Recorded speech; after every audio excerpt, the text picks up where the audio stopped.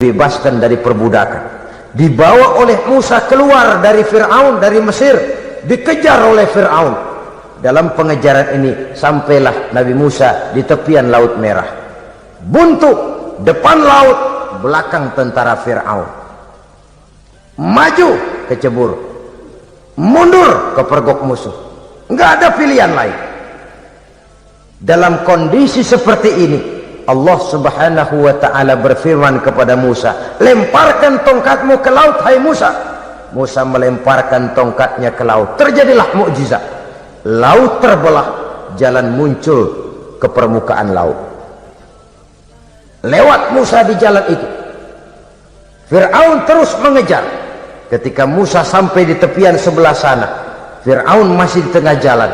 Laut menutup kembali, hilang itu jalanan. Fir'aun dan seluruh tentaranya tenggelam di Lautan Merah, mati. Pada saat kondisi seperti itulah Fir'aun dalam keadaan menghadapi sakaratul maut, napas cengap-cengap, hampir putus di leher, berkata dia, amantu bi Rabbi Musa wa Harun. Kalau begini mah saya juga percaya dah sama Tuhan, percaya dah sama Tuhannya Musa dan Tuhannya Harun. Kata malaikat maut, kemarin kemana mas?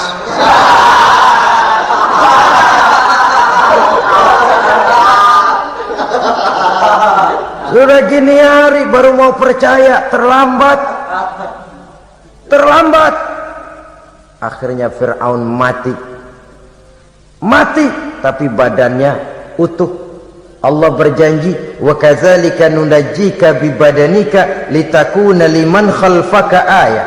Kami selamatkan badanmu Fir'aun agar menjadi pelajaran bagi orang-orang sesudah kamu nanti. Fir'aun mati, tapi badannya selamat terdampar di tepi pantai oleh rakyat Mesir. Wah, ini raja kita nih, raja kita, ketemu hidup, mati.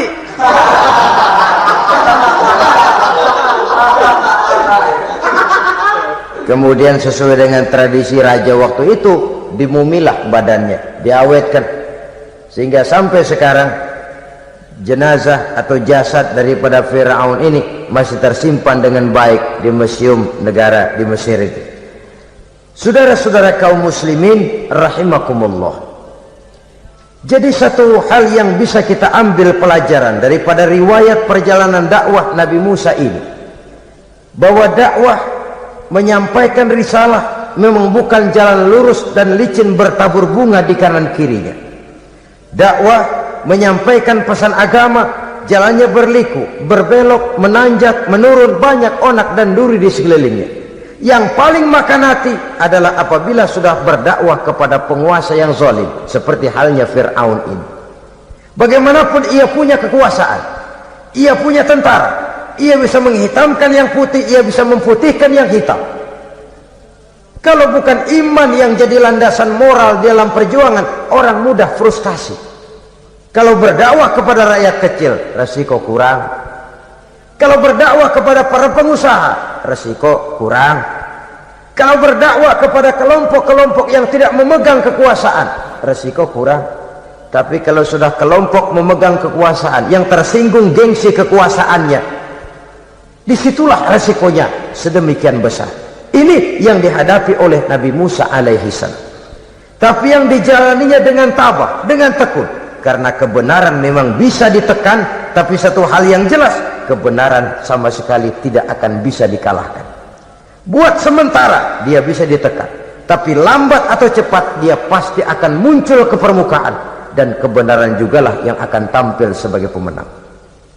Sebenarnya kurang apa Fir'aun? Kekuasaan mutlak berada di tangannya. Seluruh menteri-menterinya adalah pendukungnya belaka. Rakyat dipaksa untuk takut dan taat kepadanya. Dia adalah kekuasaan tunggal di Mesir. Sementara kaum Bani Israel berada di bawah penjajahannya, penindasannya, kesewenang-wenangannya. Dan bahkan ketika Nabi Musa sudah menyampaikan dakwahnya, Fir'aun malah sempat mengungkap jasa. Musa, kamu kok sekarang bisa begitu? Enggak ingat ya dulu kamu hanyut di sungai Nil, istri saya kan yang angkat. Saya yang besarkan di istana saya. Kok sekarang kamu bisa ngelawan saya sih? Ini biasa. Apa jawab Nabi Musa?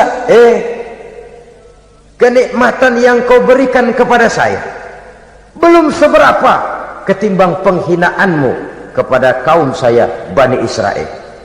Jangan kau menyangka Fir'aun, kalau saya kau bikin senang, saya lalu akan mau mengkhianati bangsa saya sendiri. Tidak.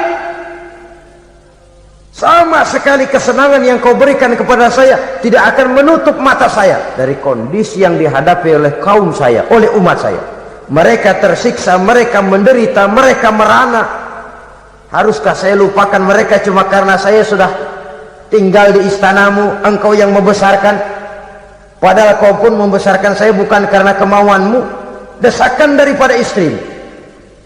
Jangan ngitung-ngitung jasa Fir'aun. Andai katamu jasamu ada kepada saya, belum seberapa ketimbang penghinaanmu kepada bangsa saya Bani Israel.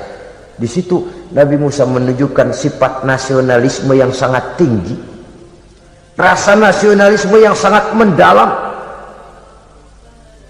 Kadang-kadang kan orang ya seperti di zaman penjajahan Belanda, karena diangkat jadi tuan tanah, bangsanya sendiri diinjak-injak.